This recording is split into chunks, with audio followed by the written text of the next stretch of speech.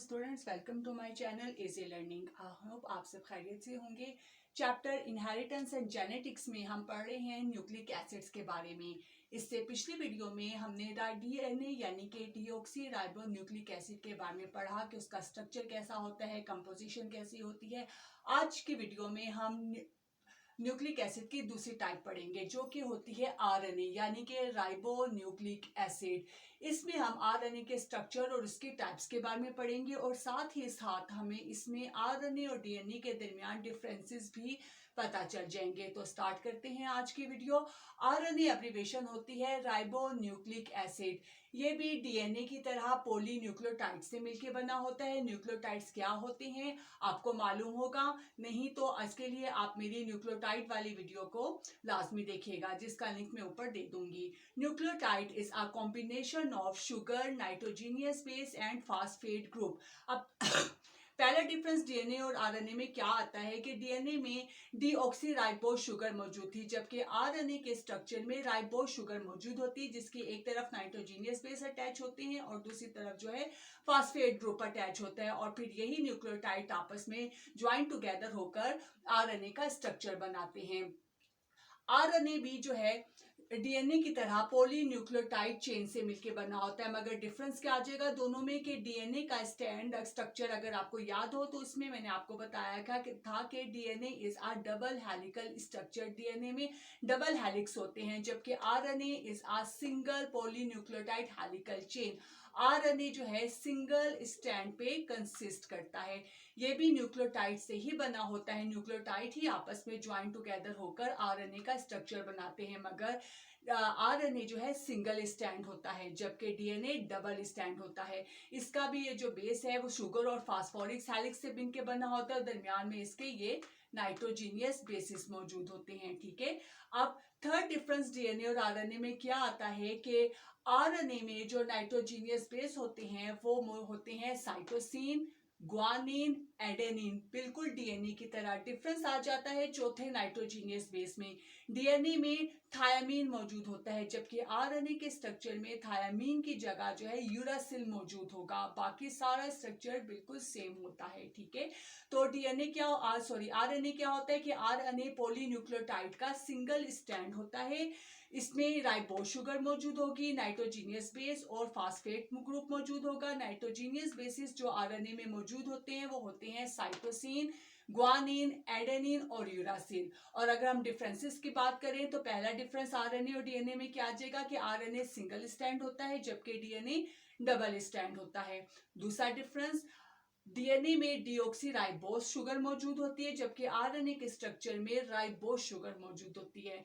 Third difference आ जाता है कि डीएनए में थायामीन मौजूद होता है जबकि आरएनए में जो नाइट्रोजीनियस बेस होगा वो थायामीन की जगह होगा यूरासिल। ठीक है, यही सारे न्यूक्लियोटाइड जो हैं आपस में ज्वाइन टुगेदर होके आरएनए का स्ट्रक्चर बनाते हैं। अब आरएनए का काम क्या होता है? डीएनए का तो हमने पढ़ा कि डीएनए जो है हेरिडिटरी मटेरियल होता है जो कि जनरेशन आफ्टर जनरेशन ट्रांसफर होता है।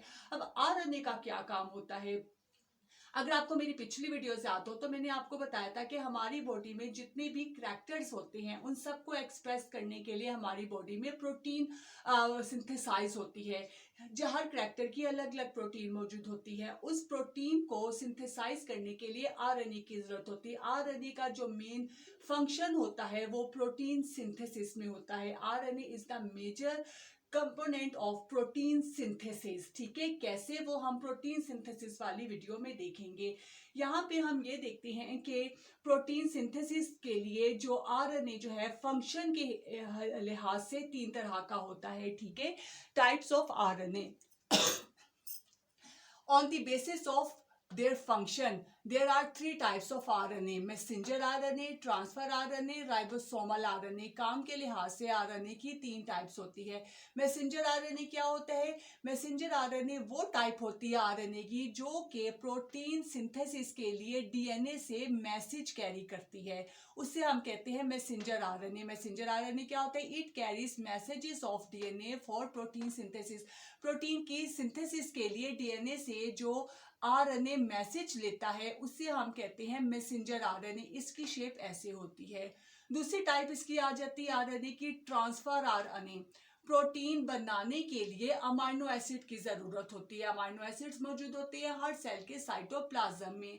अब आरएनए की वो टाइप जो कि साइटोप्लाज्म से अमाइनो एसिड को ट्रांसफर करती है, लेकर आती है, उस टाइप को हम कहते हैं ट्रांसफर आरएनए। ट्रांसफर आरएनए की शेप ऐसी होती है। शेप देखिए, आप पजल मत हो जाइएगा, ये आरएनए का स्टैंड ही होता है जो आपस में एक दूसरे जो आपस में इस तरीके से अपने आप को क्वाइल कर लेता है। यहाँ पे वो साइट मौजूद होती है जहाँ पे अमाइनो एसिड अटैच होते हैं। ठीक है। तीसरी टाइप होती है हमारे पास आरएनए की, राइबोसोमल आरएनए। राइबोसोमल आरएनए जैसे कि इसके नाम से पता चल रहा है कि ये राइबोसोम्स के अंदर मौजूद होते हैं और वहां पे ये प्रोटीन की सिंथेसिस करते हैं।